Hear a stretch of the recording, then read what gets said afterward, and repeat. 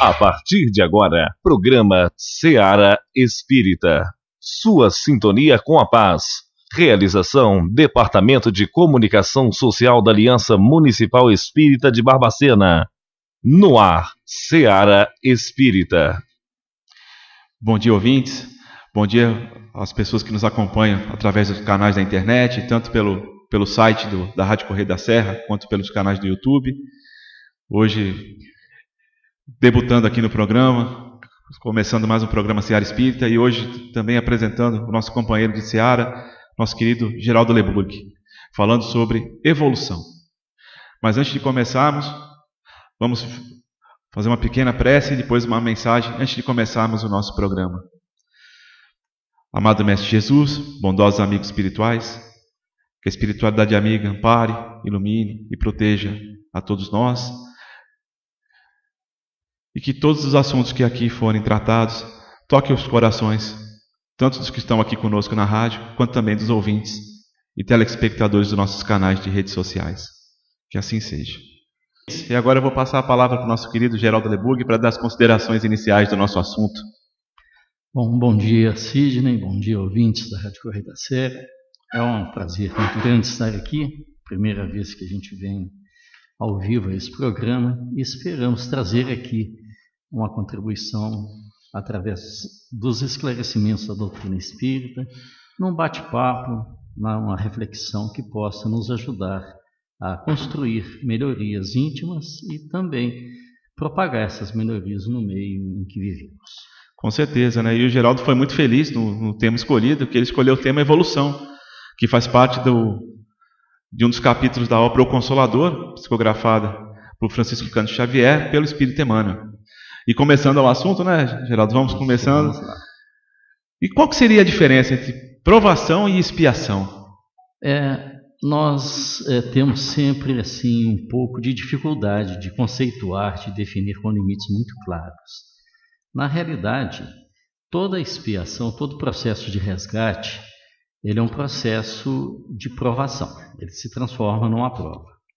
Mas nem toda provação, que é o fato da individualidade espiritual buscar, né, através de um programa de trabalho, ela fazer, né, a sua melhoria, a sua reforma íntima. Então, nem toda aprovação é uma expiação, mas se ela não for realizada com seriedade, com vontade, com fé, ela pode não ser coroada de êxito e daí se transformar também num processo expiatório para ser resgatado logo de imediato ou em vidas futuras. Então, expiação é sempre uma prova, mas provação nem sempre é expiação. E como é que é difícil, às vezes, na nossa caminhada, conseguir diferenciar uma da outra, né? Principalmente nesse momento turbulento que a gente vive, né? Conceito social, moral, né? Então, é extremamente importante a gente ter a consciência do que nós estamos fazendo, e até, se você quiser dar algum exemplo de como proceder, de como nos conduzir nesse caminho.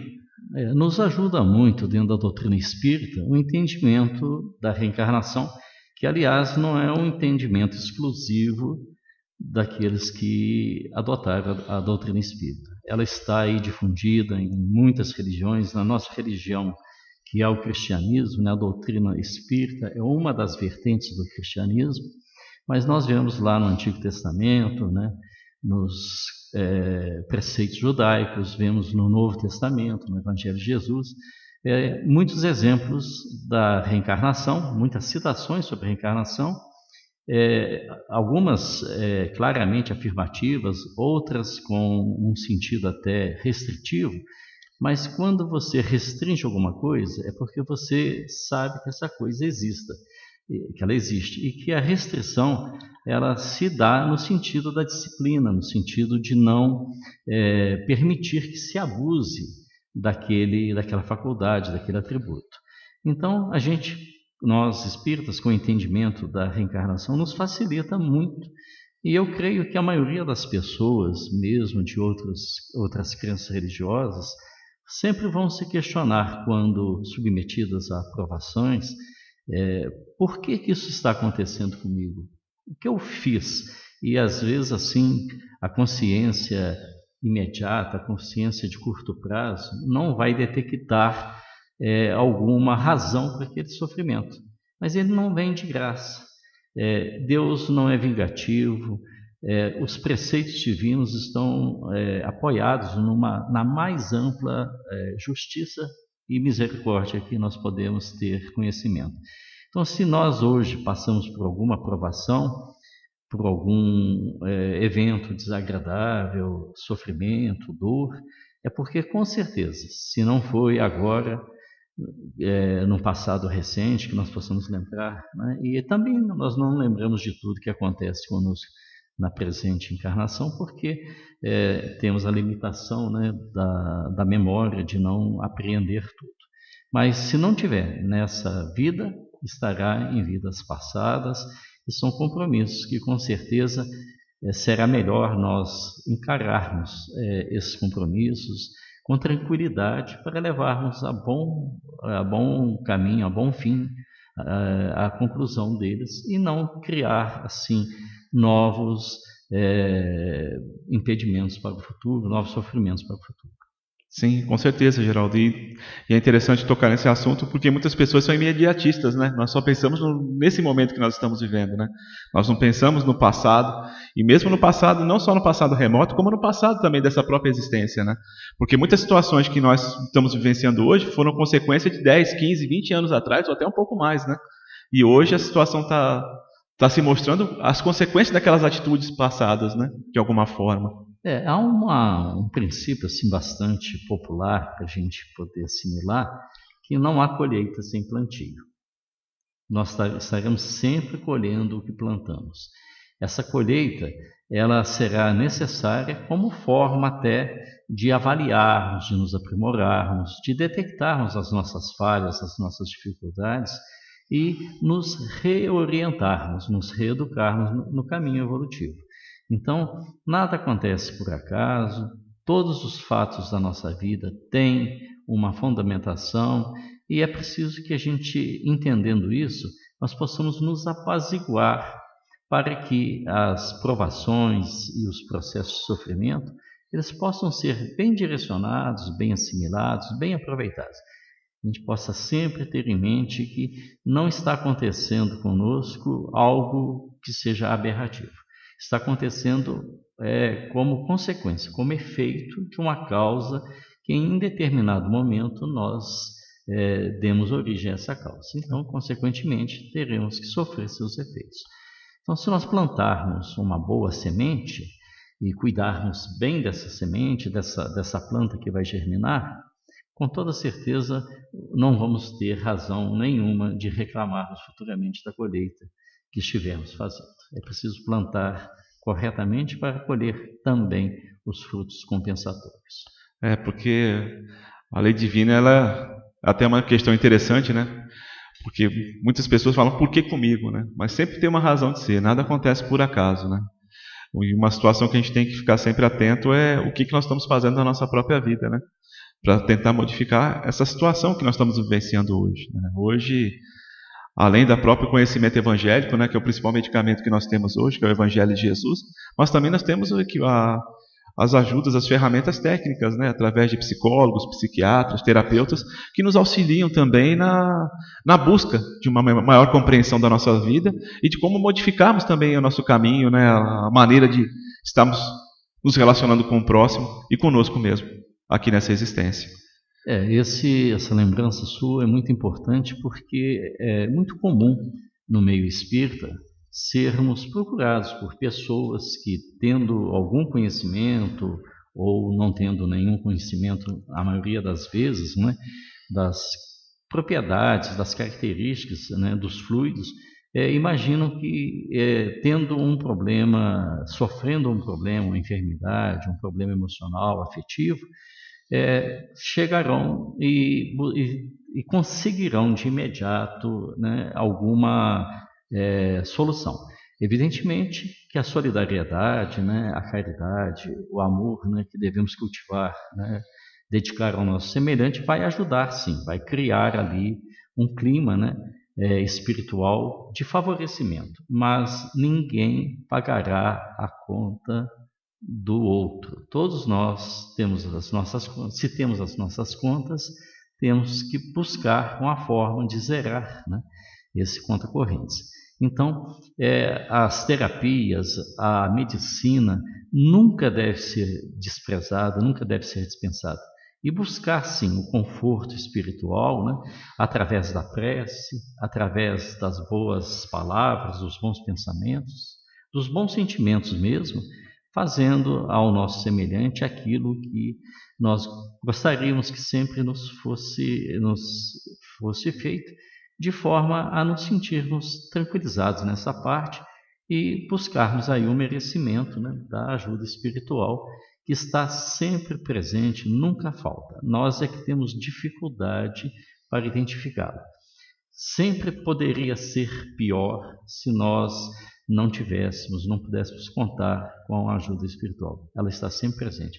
A misericórdia divina, ela se processa por mecanismos os mais amplos possíveis e sempre de uma forma providencial, sempre de uma forma amorosa.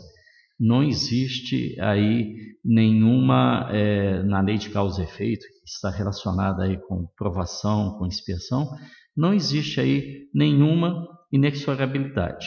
Nós podemos ser devedores num grau elevado e, através das nossas atitudes do dia a dia, do nosso viver corretamente, nós podemos diminuir a intensidade desse sofrimento.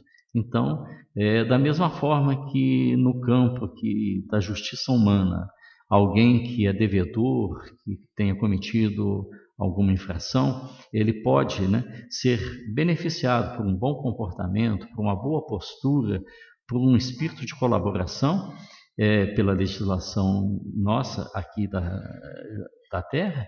Deus também está atento através de seus emissários, né, nos acompanhando e nos ajudando. Então, os nossos resgates, eles podem ser muito amenizados se nós nos dispusermos a ter um comportamento adequado, a estarmos sempre buscando nos regenerar, enfim, praticando aquilo que chamamos de reforma íntima. Então é interessante, né, Geraldo, entrar nessa questão, porque então a lei de prova e expiação, ela não é inflexível. Então, não é inflexível. Ela tem uma variação. A misericórdia divina nos dá essa segurança, nos dá esse conforto muito grande de que ela não nos julga. A nossa própria consciência é que estará nos julgando e estará lavrando o veredito daquilo que nós precisamos passar. Então, a providência sempre estará nos facultando os meios necessários para que, através dos nossos procedimentos diários, né, nós possamos ter a oportunidade, né, de ir passando a limpo a nossa vida, a nossa existência, né? Ela não é de forma nenhuma inflexível. Isso ajuda muito até também numa reflexão e até numa postura positiva de tentar modificar essa situação, né? Sabendo que aquilo ali não vai ser uma coisa perpétua, né? Isso é muito consolador, com toda certeza. E que muitas culturas, infelizmente, ainda pregoam isso, né? Dizendo que as penas são eternas, né? Que o sofrimento é eterno, e na verdade a única coisa que é eterna é a nossa evolução perante Deus. Isso. E não haveria nenhuma lógica dessa eternidade, porque Deus, sendo perfeito, sendo justo, né? E nós, como criaturas, né?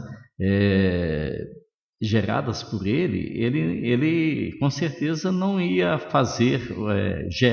criar seres que pudessem irremediavelmente estarem perdidos. É claro que nos dá, através do livre-arbítrio, né, a faculdade de poder decidir, de poder escolher, e muitas vezes as nossas escolhas, elas voluntariamente ou não, elas são feitas erroneamente, equivocadamente.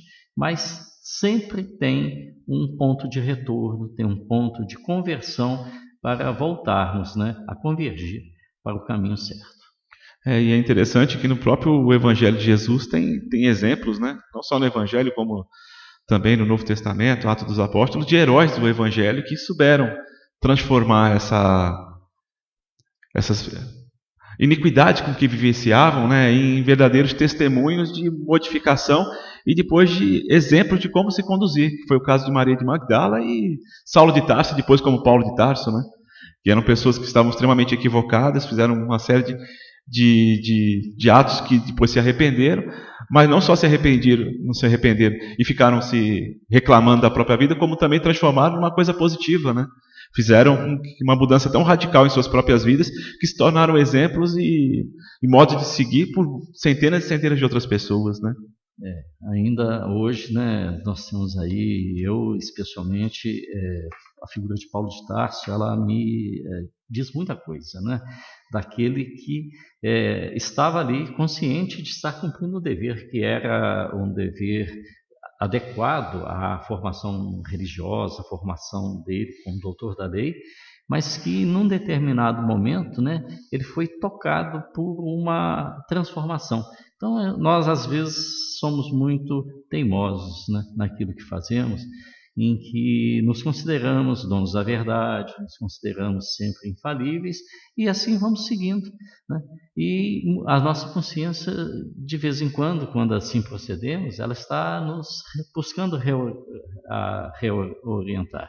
E aí, muitas vezes a gente faz assim, ouvidos murchos, como se diz, para poder ignorar essas advertências, esses chamamentos da consciência, né? Então a gente precisa aprender a ouvir a nossa consciência também, a gente precisa aprender a nos ver no nosso semelhante, naquela pessoa que se encontra perto da gente, naquela pessoa da qual a gente tem uma notícia muitas vezes desairosa, uma notícia que comprometedora, de imaginar que tudo isso que está acontecendo com outrem poderá estar acontecendo conosco e nós ainda não temos esse conhecimento, ainda não detectamos isso aí. Então, acima de tudo, temos que buscar o exercício da humildade e a reflexão diária, né, como Santo Agostinho, né, esse espírito iluminado que a Igreja Católica canonizou aí há alguns séculos, ele sempre preconizava que façamos todo dia um exame de consciência. Em um determinado momento, né, por alguns instantes, que façamos uma reflexão sobre o que foi aquele nosso dia, o que fizemos, o que podíamos ter feito e o que talvez naquele exercício a gente lembra que devesse ter feito isso que em algum momento esquecemos, para que tão logo seja possível a gente busque, né, desfazer os mal-entendidos, cumprir, né, com os nossos compromissos que tenham porventura sido negligenciados ou mal conduzidos, né? Então, isso aí é um exercício do cotidiano, do dia a dia, que a gente precisa executar isso de uma forma a torná-lo até instintivo, torná-lo natural, não ter que estar criando uma solenidade para esse evento. Transformar isso no cotidiano, na rotina. Muito, muito profundo, né, esses apontamentos que geram uma série de outras explicações, uma série de outras ponderações em cima disso, né, Geraldo? E antes de fechar o nosso bloco, uma última perguntinha. E como você verifica a queda do espírito?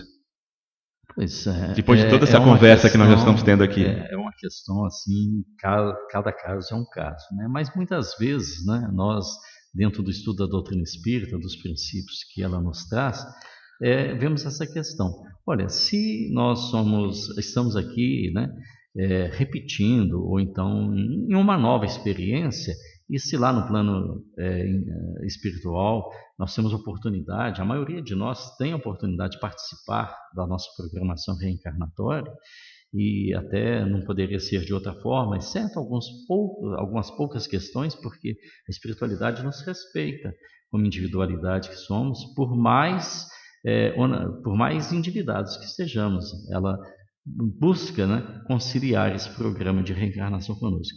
E aí nós nos enchemos de propósitos, né, de realizações, de provas a cumprir, e às vezes você vê, né, no dia a dia, né, que pessoas estão indo de uma forma assim, maravilhosa, estão atingindo a maturidade, realizadores, são construtores, né, do progresso, da felicidade, são trabalhadores realmente da causa do bem espiritual, e aí um determinado momento a coisa reverte toda, nos surpreende muitas vezes, né?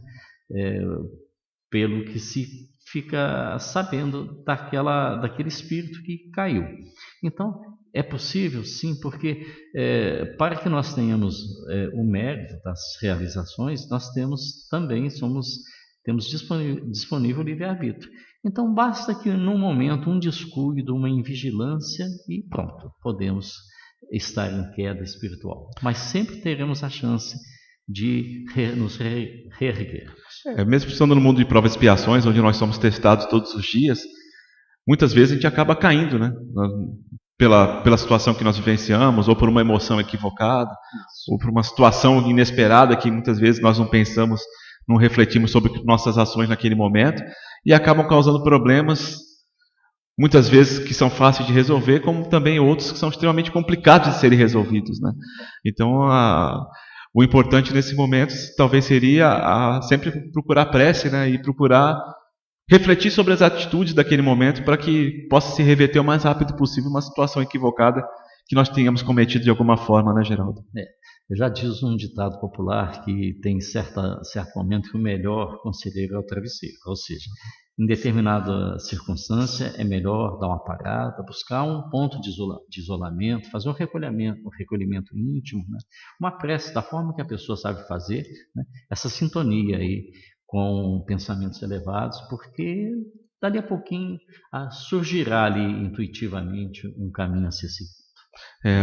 Uma coisa também que ajuda muito, uma grande ferramenta, é o Evangelho no Lar, né? Que o culto no Evangelho no Lar ele acaba servindo como uma grande ferramenta até de reflexão sobre as atitudes semanais que nós estamos tomando, ou então diárias, como algumas pessoas têm o hábito de fazer o culto do Evangelho no Lar. E somente através das palavras e ensinamentos de Jesus é que nós vamos saber se nós estamos seguindo o caminho correto ou não, né? Ele é o nosso grande modelo, né? E tudo que vem dele, com certeza, se nós seguirmos, nos levará a um bom desfecho. Geraldo, a queda, por exemplo, do espírito, ela só se verifica na Terra? Bem, nós sabemos, né, pela orientação, pela informação da espiritualidade, né, que a vida, o que nós denominamos de vida, ela se desenvolve em outros mundos, em outros planetas, alguns do mesmo nível que a Terra, outros de nível menos evoluído e outros também de nível mais evoluído. Então, essa queda, ela, com certeza, devido às dificuldades, à resistência, né, às limitações, ela pode acontecer em outros mundos. Mas eu gostaria até de restringir um pouco esse raciocínio para a nossa situação de alternância de vivência aqui na Terra, né, como espíritos encarnados, e após o desencarne, estarmos no plano espiritual. Podemos, como espírito, no plano espiritual, já libertos, né, da matéria, podemos cair, sofrer quedas? Podemos sim, porque isso tudo vai depender das afinidades que nós tecemos aqui na Terra, das harmonias e das desarmonias. Podemos nos consorciar com grupos de espíritos, né, lá no plano espiritual, que possam estar assim equivocados e nós não estarmos ainda suficientemente esclarecidos a respeito disso.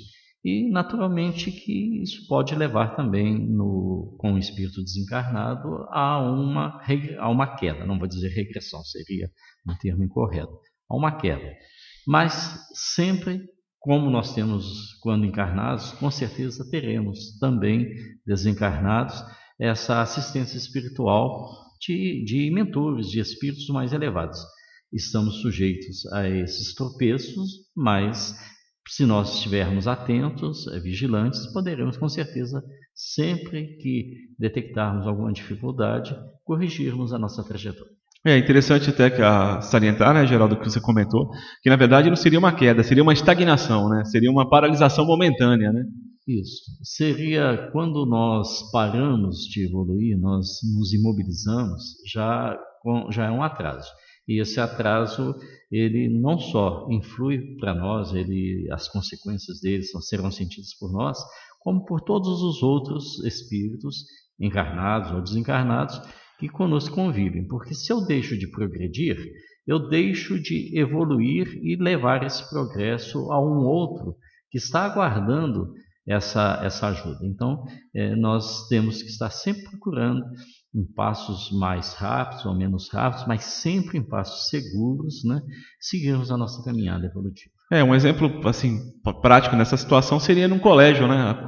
Aquele garoto, aquela garota que reprova aquele ano, ela acaba ficando um período para trás e os seus companheiros de colégio, os seus amigos acabam continuando sua caminhada, né? Então acabam se afastando das pessoas que a gente ama. Então toda vez que a gente se estagna, ou a gente para no tempo, ou a gente começa a ter que reparar os erros que cometemos, muitas vezes nós temos que nos afastar das pessoas que nós gostamos, que nós amamos, exatamente devido aos nossos equívocos, né? Como consequência dos nossos equívocos. Mas até aproveitando aí o seu exemplo, né, a reprovação escolar, citada como exemplo, ela é uma consequência lá no final do período, né, mas ela foi construída dia a dia, né? Em muitas oportunidades ela poderia ter sido revertida de forma menos drástica, né?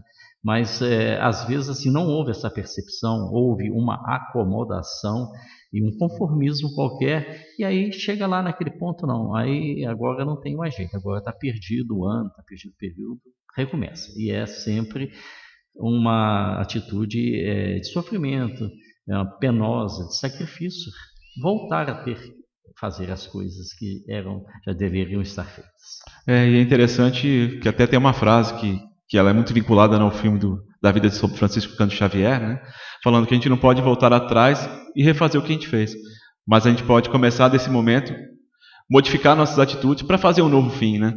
Ou seja, a gente não tem como refazer o caminho já feito, mas a gente pode fazer um caminho novo daqui para frente, para não repetir os mesmos erros, né? Ou até para corrigir os erros passados. Eu ousaria dizer até que o nosso passado, nem Deus, com toda a sua onipotência, consegue mudar o nosso passado. Nosso passado, ele já está feito, né? Agora, nós, por mais humildes, por mais limitados que sejamos, podemos desde já, né, nos conscientizarmos para mudar o nosso presente, para garantirmos um futuro melhor. E tendo a convicção de que toda a espiritualidade, né, tanto encarnados quanto desencarnados, né, a nossa rede, né, espiritual estará atenta, buscando nos ajudar. E falar em questão até de rede, né, como é que se processa então essa aprovação coletiva? Essa é um assunto, uma temática assim, bastante... Está bem em voga aqui no Brasil no momento, né? Na verdade, a nível mundial. Nós tivemos aí, recente, em anos, aí, numa década, né, vários eventos que foram assim, comoveram muito, né, a população do planeta, né, desde o tsunami lá na Indonésia, o terremoto do Haiti, são eventos, são cataclismos, né, que são, assim, a princípio, né, naturais, mas tivemos outros também, os atentados, né, os acidentes aéreos. Aí o Brasil perdeu no início do ano, né, de um só golpe, né, um grupamento muito grande de pessoas num acidente aí que envolveu uma equipe esportiva e todo aquele staff que junto dentro do avião também foram vitimizados. E aí sempre há uma indagação, puxa vida, por que né, tantas pessoas diferentes, tantas pessoas vindas de famílias diferentes, né? Os jornalistas que ali estavam cumprindo ali um trabalho, afeto, claro, a área da esportiva, mas por que acontecer isso ali? E olha só que vamos lembrar que milagrosamente nesse evento, desse acidente aéreo, algumas pessoas sofreram quase ilesas, né? Pequenas escoriações, um ou outro, após algum período bastante longo de internação, já estão em processo de restabelecimento, né? E o que faz com que isso aconteça? Com que todas essas pessoas estejam no mesmo momento, no mesmo lugar e sofrem as mesmas consequências. Não tem outra forma da gente entender isso que não seja a escolha de um momento apropriado e que todos aqueles indivíduos buscaram, né, fazer assim, vou usar o termo pacto, mas talvez não seja muito apropriado, um acerto, né, espiritual para que pudessem passar por aquela expiação e provação também, né? E que isso, no momento em que se verifica, isso é uma grande ferramenta, apesar do sofrimento daqueles que próximos, né, às vítimas, né? Mas é uma grande ferramenta de reflexão, porque um evento dessa natureza ele é divulgado pelo mundo inteiro. Então, aqui ou em outro país, em outro continente, em outro hemisfério, né, as pessoas vão comentar, olha, aconteceu esse acidente, por que isso? Né?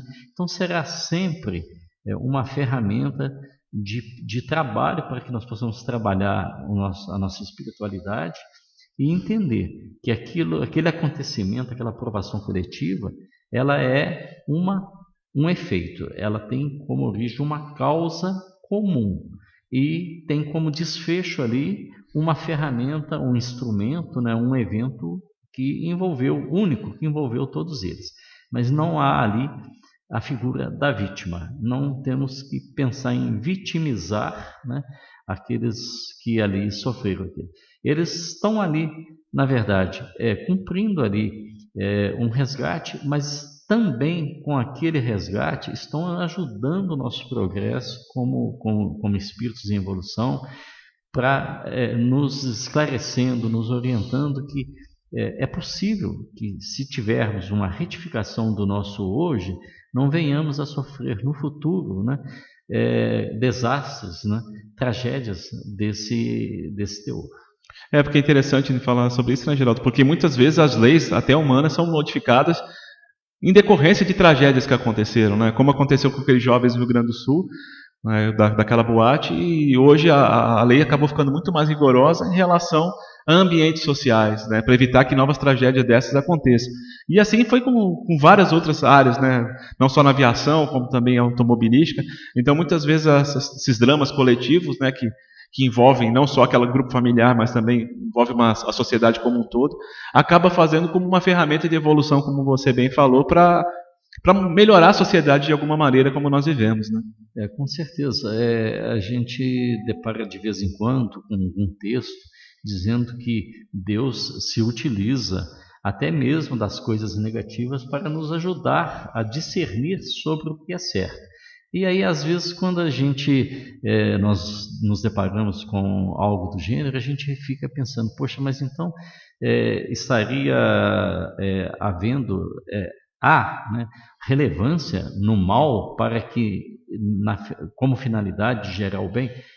Não é bem assim, porque Deus não criou o mal. Deus criou o bem, e o mal é a ausência do bem.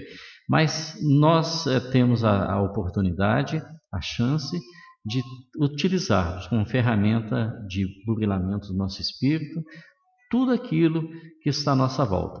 E muitas vezes essa ferramenta ela é dolorosa, porque nós já passamos pela fase da ferramenta melhor, que é a ferramenta do amor, a ferramenta a única, vamos dizer assim, que deveríamos usar, mas nós não prestamos atenção no momento do uso dela, deixamos passar, e aí, para que não ficamos perdidos, somos atingidos pela outra ferramenta, que é a da dor, que vai nos fazer obrigatoriamente parar e repensar a nossa destinação como espíritos que fomos criados para a perfeição. E aí entra aquela frase, né? Muitas vezes o escândalo é necessário, mas ai de quem promove o escândalo, né? Esse é um ponto também muito importante, interessante, né? Do entendimento das provações da expiação. É onde que no imediatismo, né, do nosso pensamento, das nossas reflexões, às vezes nós nos revoltamos contra determinadas atitudes, né, que nos acontecem, né, são aquelas pedradas que levamos, né, e nos indagamos surpresos, perplexos, né, por que está acontecendo isso? Mas elas estarão vindo de outras mãos que não aquelas às quais nós ofendemos, porque senão seria aprisionar, né, aquele que nós prejudicamos a um processo que nós necessitamos de resgate. E isso não poderia acontecer porque ele revogaria, né, a justiça divina. Então nós prejudicamos alguém, mas esse alguém segue adiante na sua evolução, nos perdoa e vai seguir o seu caminho. Mas nós precisamos retificar o erro. E essa retificação, essa reparação, ela terá que acontecer. E ela vem acontecer depois por uma iniciativa, né? Anônima, indireta, né? Mas não vamos também com isso confundir, né, esse princípio, né, de provação com a lei de Talião, do dente por dente, do olho por olho. Se nesse interim de um evento em que prejudicamos alguém, até por momentos futuros, nós nos arrependemos, se exercitamos a humildade, se buscamos nos aproximar da pessoa, rogar a ela a compreensão do nosso erro, né, o perdão propriamente dito, nós estaremos fazendo metade no nosso percurso. A outra metade é fazer a reparação. Se somos perdoados, temos por obrigação, mesmo assim, de reparar o nosso erro. E às vezes vai acontecer que a oportunidade surgirá de sofrer uma ofensa semelhante de alguém, semelhante àquela que nós infligimos a outra. Então aí teremos a oportunidade de, através do escândalo, né, do chamado escândalo, reparar o erro, apesar de que aquele outro que terá assim procedido também estará em curso aí na lei de causa e efeito e, por sua vez, terá que algum tempo reparar também aquilo que fez de errado. E é interessante até falar em escândalo, falar em divindade. E seria uma provação a incredulidade ou o ateísmo? Olha, eu acho e eu creio que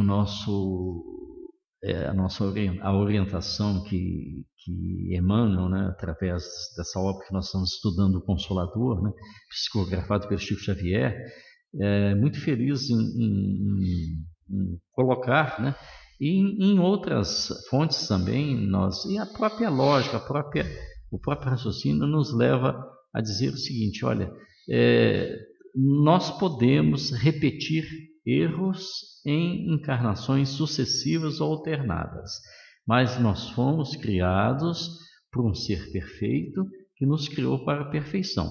Os desvios que sofremos ao longo desse caminho são descuidos, né? É falta de observação, falta de vigilância, são descuidos que nós não tivemos, talvez assim, talvez não seja nem assim intencionais, sejam realmente por preguiça, por indolência, por deixa para depois, e aí nós acabamos sendo envolvidos aí numa teia. Então, se alguém, um espírito encarnado, né, está dentro do caminho do crime, ele não chegou a esse ponto porque é a sina dele, é o destino dele que assim venha acontecer. Se ele é propenso ao autoextermínio, ao suicídio, também não é porque está determinado que assim tenha que ocorrer. Provavelmente ele terá alguma experiência em vidas passadas dentro dessa área, terá afinidades também com espíritos também envolvidos nessas práticas e estará sujeito à influência que ele busca, essa influência desses espíritos. Ele, a partir do momento em que tiver um cuidado maior com o seu pensar, o seu fazer, o seu falar, o seu sentir, ele estará se imunizando dessas influências. Então, não há espírito que reencarne e que fatalmente terá que cometer crimes ou terá que praticar o suicídio. Isso seria negar, né, a provisão que Deus nos dá a todos de nos oferecer as ferramentas de recuperação que estão aí à nossa disposição, que muitas vezes nós ignoramos. Então isso é muito bom ressaltar, né? Porque ninguém nasceu realmente para já fadado a fazer atos equivocados, né? E inclusive por isso que o planeta é uma grande escola de aprendizados a todo momento. E mesmo aquelas pessoas que hoje que consideram bandido bom e bandido morto, hoje já na própria sociedade brasileira já existem alternativas que são as APACs, né? São presídios e escolas, onde um grande número de pessoas acaba se regenerando, até arrumando uma vida digna depois que saem desses locais de aprisionamento devido a atitudes equivocadas que cometeram, né? Ou seja, todos nós temos uma chance de modificarmos o nosso caminho. Só precisamos do quê? Talvez de fé, né? E uma orientação adequada para procurar o caminho correto. Há uma instrumentação de todos esses processos que depende do coletivo, né? Uma pessoa às vezes está passando por um grau de dificuldades que sozinha, individualmente, fica muito difícil dela superar. Então, olha, nós temos esses programas aí, né, em caráter até mundial, né, de prevenção contra o suicídio, todas essas políticas sociais, essas políticas humanas, né, e que podem ser ampliadas sempre, elas estão aí como ferramentas de trabalho. Às vezes, assim, elas são subutilizadas, né, e na verdade também extemporaneamente. Muitas vezes já aconteceu o inevitável quando determinado dispositivo ele é acionado por questão de convenções, por questão de agendas públicas, agendas sociais. Mas nós, se buscarmos, né, essa sintonia todos os dias, todos os momentos da nossa vida, não é só na hora da prece, é andar, né? Ir trabalhar, estar num momento de alimentação, de higienização, de lazer, né? De recuperação, né?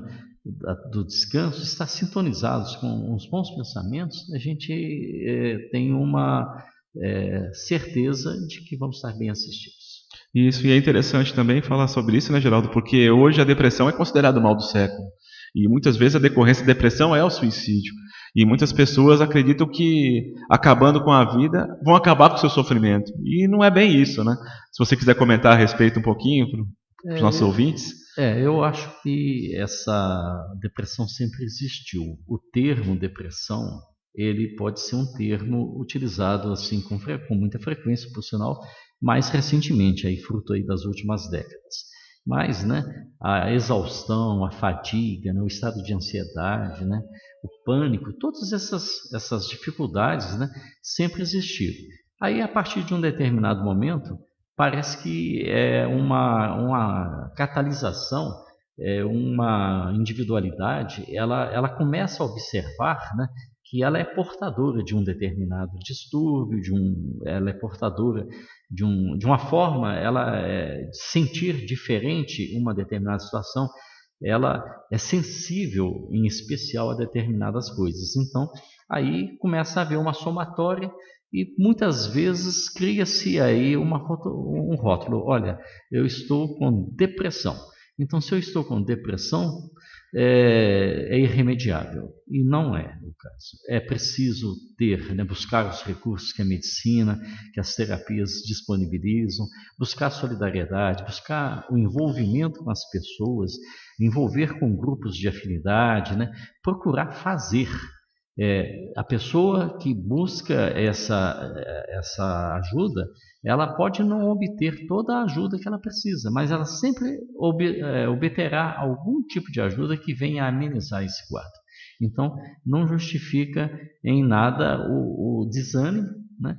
E, consequentemente, o atentar, né? Pensando que está seguindo por um caminho de libertação, atentar contra a própria vida através do suicídio. Porque além de não acabar com o sofrimento, ainda vai agregar outros, né? E vai resultar em sofrimentos imediatos para terceiros, porque uma pessoa que aniquila a própria vida, ela vai estar ausente de um processo que outras pessoas dependeriam da presença dela, mesmo que ela estivesse doente, mas para poder praticar, né, os cuidados, praticar a solidariedade, né, a caridade para ajudá-la, né? Então, essa ausência, ela envolve outras individualidades também. Então, é algo que é preciso ser debatido sempre, né? Não se pode esconder que é muito grave a situação da depressão, mas que ela tem jeito, tem. É preciso encontrar esse jeito. Isso é muito importante, né, Geraldo? Falar que a depressão tem cura e hoje tem mecanismos que auxiliam bastante, e é importante também o apoio da família nesse momento, né? Porque muitas vezes a pessoa com depressão, num estado mais crítico, vamos dizer assim, de angústia, de frustrações, e muitas vezes a família acaba negligenciando uma oportunidade de auxiliar aquela pessoa. E às vezes as tragédias acontecem até por negligência familiar. E também, como você comentou, né, muitas vezes pela ausência da pessoa, pelo ato de suicídio, as pessoas que muitas vezes ficam se culpando. Será que fui eu responsável por isso? O que eu poderia ter feito, né? E muitas vezes nós não temos acesso a essas informações, né? Porque aquela situação que causou o suicídio, muitas vezes foi só o estopim que desencadeou o ato. Porque muitas vezes são situações que já vêm se acumulando durante muito tempo, né? E que às vezes uma coisa simples fala, não, isso não justifica um suicídio por causa dessa situação. Só que aquela situação foi o limite que aquela pessoa conseguiu aguentar naquele momento, né? Foi o ponto de ruptura. Mas, de qualquer forma, sempre o grupo de pessoas do relacionamento daquela individualidade poderá fazer alguma coisa para ajudar, né? E estará sempre, de certa forma, envolvida nesse processo, sim. Não estão ali por acaso. Está sempre envolvida nesse processo, e é preciso utilizar, né, as oportunidades que vão surgindo, né, para poder ajudar. E para terminarmos o nosso bate-papo de hoje aqui, eu gostaria de pegar as últimas colocações que o Geraldo pudesse deixar para nós, aqui para os nossos ouvintes, espectadores. Quero agradecer a oportunidade de estar aqui conversando com o Sidney, falando aos nossos ouvintes também, e ao mesmo tempo essa figura que a gente tem, né, de que o ouvido que mais precisa ouvir é sempre aquele que está mais próximo da boca que está falando, né? Então nós também, né, estamos aí na escola da vida, todos nós, né, buscando através do aprendizado, né, esse aprimoramento que necessitamos de construir a cada dia. Estamos vivendo numa época de transição, e essa época, como todas as épocas são importantes, mas sendo uma época de transição, é mais importante que estejamos atentos, né, para não cairmos em erros, em tentações, e buscarmos sempre, né, a sintonia com os pensamentos mais elevados, a sintonia com o nosso Criador, e que Ele possa nos abençoar a todos, né, e nos ajudar sempre a enxergar, né, a ver, né, nos esclarecer, né, a ver o melhor caminho para que possamos seguir adiante. Muito obrigado. Eu gostaria de agradecer ao Geraldo Leburg por essa oportunidade desses estudos da manhã de hoje. Também agradecendo a nossa equipe aqui do Seara Espírita, ao Domingos, que está no comando da mesa de som, o Fred, que está aqui na parte de audiovisual. Então nós estamos, e a partir de semana que vem volta a Melissa Tortoriello assumindo aqui os microfones da rádio do programa Seara Espírita. Agora, para nós terminarmos, gostaria de agradecer aos nossos ouvintes, telespectadores. Você ouviu o programa Seara Espírita, realização do Departamento de Comunicação Social da Aliança Municipal Espírita de Barbacena. Seara Espírita.